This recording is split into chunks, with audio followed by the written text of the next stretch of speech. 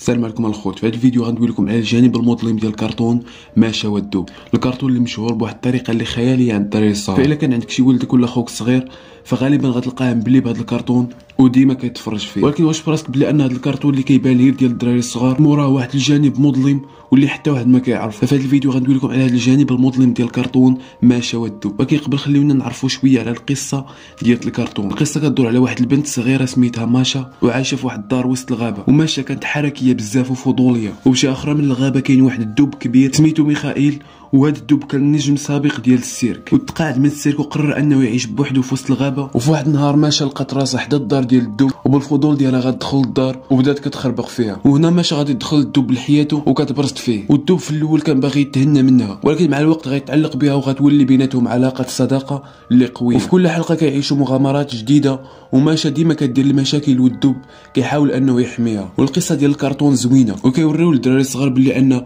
ممكن تولي علاقه صداقه ما بين جوج شخصيات واخا يكونوا مختلفين. ولكن خرجوا نظريات كيقولوا بلي ان هذا الكرتون ديال ماشا والدب مستوحي من قصص حقيقيه، وهذه القصص متقاسمين لجوج قصص. الاولى قصه حقيقيه طرات على ارض الواقع، والثانيه عباره على قصه شعبيه متداوله في القرى ديال روسيا، يعني بحال شي حجاير. فخلينا نبداو هو الاول بالقصه الشعبيه المتداوله في روسيا. القصه كتدور على واحد البنت صغيره سميتها ماشا اللي عايشه مع جدها وجداتها في واحد القريه اللي قريبه للغابه. وفي واحد النهار ماشا وصحاباتها قرروا انهم يمشيو للغابه باش انهم يجمعوا الفطر والتوت البري، وجدها وجداتها غيوصيوها باش ما تبعدش على صحاباتها وتحضي راسها من الدب اللي في الغابه. وماشا مشات مع صحاباتها، ولكن بالفضول ديالها بدات كتجمع التوت وكتبعد على صحاباتها حتى تلفات في وسط الغابه، ولقات راسها حدا الكوخ ديال الدب اللي وصاوها عليه والديها.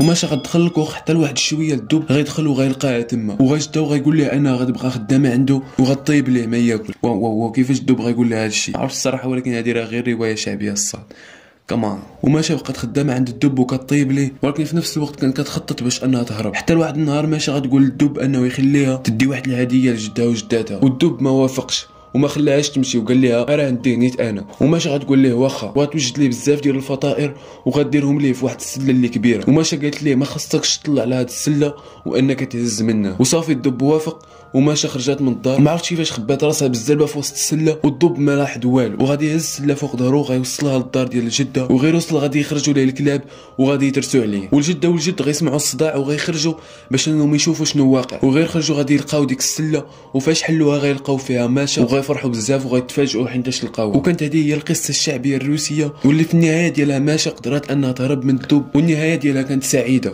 ولكن عكس القصه الحقيقيه اللي النهايه ديالها كانت محزنه، حيتاش القصه كتنتهي في الاخر بالموت ديال ماشا. فالقصه الحقيقيه ديال ماشا والدب كتقول ان ماشا كانت عايشه في واحد القريه في سنه 1820، وكان عندهم واحد السيرك تما، وداك السيرك كان فيه واحد العرض ديال واحد الدب سميتو اناطولي. وماشا كانت كتحماق على هذا العرض هذا، وغتطلب من والديها باش يديوها تشوف هذا العرض ديال الدب اناطولي. وفاش مشاو ما غاديش يلقاو داك العرض ديال الدب اناطولي، وماشا غيبقى فيها الحال وغتخرج كتبكي. وهي خارجه غتشوف واحد الدب اخر وغتمشي كتجري عنده باش تحليه القفص فاش كاين، ولكن الدب للاسف فاش وصلت عنده غادي يقتلها. وهذه القصه فعلا حزينه، ولكن كاينين شكوك بلي ان هذه القصه غير حقيقيه وغير مفبركه، وباللي ماشي هي القصه اللي مستوحي منها الكرتون ديال ماشا والدب، انما القصه اللي مستوحي منها الكرتون هي القصه الشعبيه المتداوله في روسيا. كتبوا لي الراي ديالكم على هذا الموضوع هذا، واش فعلا هذه هي القصه الحقيقيه ديال الكرتون ماشا والدب او لا غير مفبركه؟ هادشي ما كان في الفيديو هذا.